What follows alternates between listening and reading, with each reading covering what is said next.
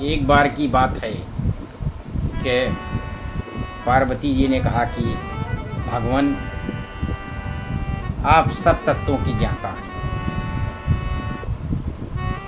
और आपकी कृपा से मुझे भगवान विष्णु के संबंधी सभी प्रकार के धर्म सुनने को मिले।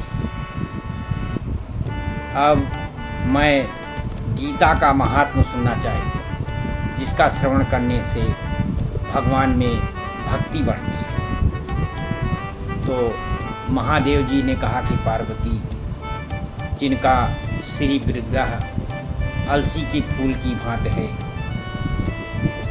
जो पक्षी राजगरुड़ को अपना वाहन बनाए हुए हैं और अपनी महिमा से कभी विचलित नहीं होते और शेषनाग की सैया पर शयन करते हैं, उन भगवान महाविष्णु की हम आराधना करते हैं।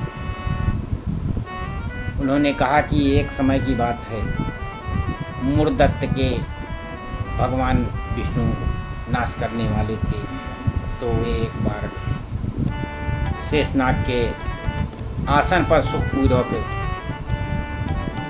लेटे हुए थे और उस समय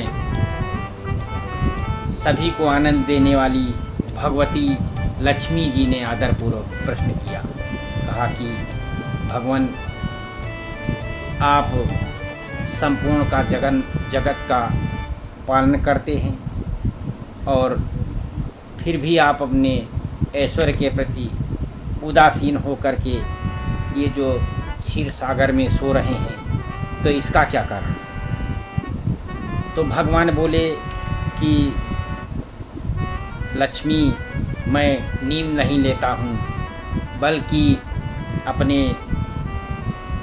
तत्व का अनुसरण करने वाली अंतर्दृष्टि के द्वारा अपने ही महेश्वर तेज का साक्षात्कार करता हूँ। कहा कि लक्ष्मी जी ने इस पर शंका उपस्थित की हुए कहा कि ये आप जो है इस क्षीर सागर में नींद ले रहे हैं और आप जो है बताते हैं कि मैं अपने तत्व का ही साक्षात्कार करता हूँ, ये कैसे संभव है? तो भगवान बोले कि मैं ही योगी पुरुषों का ध्येय हूँ और हमारे अतिरिक्त और कोई ऐसा ध्यान करने वाली वस्तु इस संसार में नहीं है। इस चराचर की जगत की सृष्टि और संहार करने वाले स्वयं मैं ही हूँ और मैं सर्वसमर्थ हूँ। तो उन्होंने कहा कि लक्ष्मी जी को इस पे शंका हुई, तो उन्होंने कहा कि आपका स्वरूप स्वयं परमानंदमय है और मन की वाणी के पहुँच के बाहर है। तो बताइए कि आप जो कहते हैं कि मैं गीता के तत्व का अनुसरण करता हूँ, तो उसमें कैसे संभव है? तो भगवान बोले कि सुंदरी सुनो, मैं गीता में अपनी स्थिति का वर्णन करता हूँ। तुम 5 अध्यायों को 5 मुख जानो, 10 अध्यायों को 10 भुजाएं समझो और 1 अध्याय को उदर तथा दोनों अध्यायों को दोनों चरण कमल जानो। इस प्रकार ये हमारी जो है वांगमयी ईश्वरी मूर्ति ही है और यह ज्ञान मात्र से ही महान पातकों का नाश करने वाली है। जो उत्तम बुद्धि वाला पुरुष गीता के 1 अध्याय 4 श्लोक का भी प्रतिदिन अभ्यास करता है, वो इस संसार से मुक्त हो जाता है। तो अब आप गीता के प्रथम अध्याय का महात्म सुनिए, जिसको बहुत सावधानी पूर्वक सुनना चाहिए। ओम श्री परमात्मने नमः। पहला अध्याय। धृतराष्ट्र बोले कि हे संजय, धर्मभूमि कुरुक्षेत्र में इकट्ठे हुए युद्ध की इच्छा वाले मेरे और पांडु के पुत्रों ने क्या किया? इस पर संजय बोले, उस समय राजा दुर्योधन ने व्यूह रत्नायुक्त पांडवों की सेना को देखकर और द्रोणाचार्य के पास जाकर के यह वचन कहा कि हे आचार्य, आपके बुद्धिमान शिष्य द्रुपद पुत्र दृष्टद्युम्न द्वारा व्यूहाकार खड़ी की हुई पांडवपुत्रों की इस बड़ी भारी सेना को देखिए। इस सेना में बड़े बड़े धनुषों वाले, युद्ध में भीम और अर्जुन के समान बहुत से शूरवीर हैं, जैसे सात्विक और विराट तथा महारथी राजा द्रुपद और धृष्टकेतु, चेकितान तथा बलवान काशीराज, पुरजित कुंत भोज और मनुष्यों में श्रेष्ठ सैव्य, पराक्रमी धामन था, बलवान उत्तमोज्जा और सुभद्रा पुत्र अभिमन्यु और द्रौपदी के पांचों पुत्र, ये सभी महारथी हैं। हे ब्राह्मण श्रेष्ठ, हमारे पक्ष में भी जो जो प्रधान हैं उनको आप समझ लीजिए। आपके जानने के लिए मेरी सेना के जो जो सेनापति हैं उनको कहता हूँ। एक तो स्वयं आप और पितामह भीष्म तथा कर्ण और संग्राम विजयी कृपाचार्य तथा वैसे ही अश्वत्थामा विकर्ण और सोमदत्त का पुत्र भूरिश्रवा तथा और भी बहुत से शूरवीर, अनेक प्रकार के शस्त्रास्त्रों से युक्त, मेरे लिए जीवन की आशा को त्यागने वाले, सबके सब युद्ध में चतुर हैं। भीष्म पितामह द्वारा रक्षित हमारी वह सेना सब प्रकार से अजेय है और भीम द्वारा रक्षित इन लोगों की यह सेना जीतने में सुगम है। इसलिए सब मोर्चों पर अपनी अपनी जगह स्थित रहते हुए आप लोग सबके सब ही निसंदेह भीष्म पितामह की सब ओर से रक्षा करें। इस प्रकार द्रोणाचार्य से कहते हुए दुर्योधन के वचनों को सुनकर कौरवों में वृद्ध बड़े प्रतापी पितामह भीष्म ने उस दुर्योधन के हृदय में हर्ष उत्पन्न करते हुए उच्च स्वर से सिंह के नाद के समान गर्ज कर शंख बजाया। उसके उपरांत शंख और नगाड़े तथा ढोल, मृदंग और नरसिंहादि बाजे एक साथ ही बजे। उनका वो शब्द बड़ा भयंकर हुआ। उसके अनंतर सफ़ेद घोड़ों से युक्त उत्तम रथ में बैठे हुए श्री कृष्ण महाराज और अर्जुन ने भी अलौकिक शंख बजाए। उनमें श्री कृष्ण महाराज ने पांचजन नामक शंख और अर्जुन ने देवदत्त नामक शंख बजाया। भयानक कर्म वाले भीमसेन ने पौंड्रक नामक महाशंख बजाया। कुंती पुत्र राजा युधिष्ठिर ने अनंत विजय नामक शंख और नकुल तथा सहदेव ने सुघोष और मणिपुष्पक नाम वाले शंख बजाए।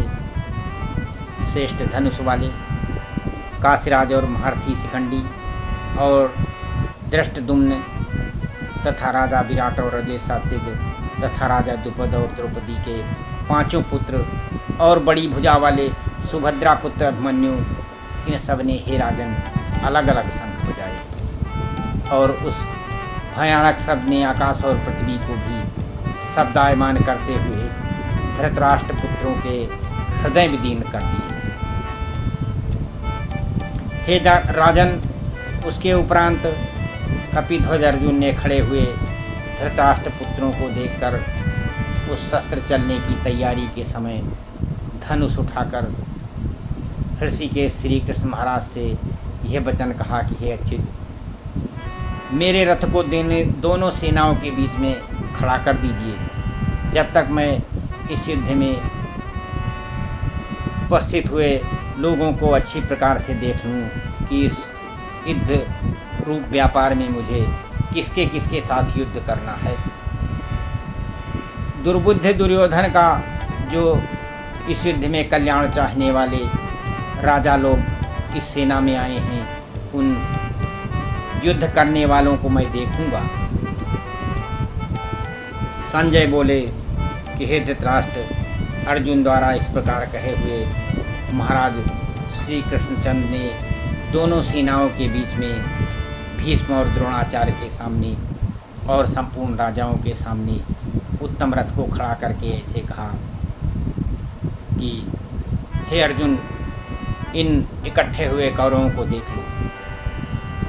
उसके उपरांत अर्जुन ने दोनों ही सेनाओं में स्थित हुए पिता के भाइयों को, पितामहों को, आचार्यों को, मामा भाइयों को, पुत्रों को, पौत्रों को और मित्रों को, ससुरों को और सभी सगे संबंधियों को देखा। इस प्रकार से उन संपूर्ण बंधुओं को देखकर अर्जुन अत्यंत करुणा से युक्त हुए, शोक करते हुए बोले कि हे कृष्ण, इस युद्ध की इच्छा वाले जो ये स्वजन लोग हैं उनको देखकर हमारे अंग शिथिल हो रहे हैं और मुख भी मेरा सूख रहा है और हमारे शरीर में कंपकपी तथा रोमांच हो रहा है और हाथ से हमारा डांडियो धनुष गिरता है और हमारी शरीर की त्वचा भी जल रही है और हमारा मन भ्रमित हो रहा है, इसलिए मैं खड़ा रहने के लिए भी समर्थ नहीं। कहा कि हे केशव, लक्षणों को विपरीत ही देखता हूँ तथा युद्ध में अपने कुल पर मारकर कल्याण भी नहीं चाहता। हे कृष्ण, मैं विजय नहीं चाहता, राज्य तथा सुखों को भी नहीं चाहता। उन्होंने कहा कि हमें राज्य से क्या प्रयोजन है और भोगों से और जीवन से भी क्या प्रयोजन है, क्योंकि जिनके लिए हमको राज्य और सुख चाहिए वे ही सब धन और जीवन की आशा को त्याग कर युद्ध में खड़े हुए हैं, जो गुरजन, ताऊ, चाचे, लड़के और दादा, मामा, ससुर, पोते, साले संबंधी लोग हैं। ये सब मुझे मारने पर भी अथवा इनको तीन लोक के राज्य के लिए भी मैं मारना नहीं चाहूँगा और फिर इस धरती के राज्य के लिए तो कुछ कहना ही नहीं है। कहा कि हे जनार्दन, धृतराष्ट्र के पुत्रों को मारकर हमें क्या प्रसन्नता होगी। कहा कि इन आत्ताइयों को मारकर तो हमको पाप ही लगेगा। इससे हे माधव, अपने बंधुओं और धृतराष्ट्र के पुत्रों को मारने के लिए हम किसी प्रकार से तैयार नहीं हैं, क्योंकि अपने ही परिवार को मारकर हम कैसे सुखी होंगे। कहा कि लोभ से ये लोग भ्रष्ट बुद्धि के हो गए हैं और ये लोग अपने कुल को नाश को और मित्रों के साथ विरोध करने में पाप को नहीं देखते, परंतु हे जनार्दन, कुल के नाश होने से दोष को जानने वाले हम लोगों को इस पाप से हटने के लिए विचार करना चाहिए। कुल के नाश होने से सनातन कुल धर्म नष्ट हो जाते हैं और धर्म के नाश होने से पूरे कुल को पाप दबा लेता है और पाप के बढ़ जाने से उस कुल की स्त्रियां दूषित हो जाती हैं और स्त्रियों के दूषित हो जाने पर वर्ण संकर उत्पन्न होता है। वो वर्ण संकर कुल घातियों को और कुल को नरक में ले जाता है और लोप हुई पिंड और जल की क्रिया वाले पितर लोग भी उसी में गिर पड़ते हैं। इन वर्ण संकर कारक दोषों से कुल घातियों के सनातन कुल धर्म और जात धर्म भी नष्ट हो जाती है। और हे जनार्दन, नष्ट हुए कुल धर्म वाले मनुष्यों का बहुत समय तक नरक में वास होता है, ऐसा हमने सुना है। कहा कि शोक है कि हम लोग बुद्धिमान होकर भी महान पाप करने को तैयार हैं, जो कि राज्य और सुख के लोभ के लिए अपने कुल को मारने के लिए तैयार हैं। यदि हमें शस्त्र रहित और न सामना करने वाले को शस्त्रधारी धृतराष्ट्र के पुत्र में मार डालें तो वो अधिक कल्याणकारी होगा। संजय बोले कि रणभूमि में शोक से उद्विग्न मन वाले अर्जुन इस प्रकार कहकर बाण सहित धनुष को त्याग कर रथ के पिछले भाग में बैठ गए। श्री कृष्ण गोविंद हरे मुरारे, हे नाथ नारायण वासुदेव।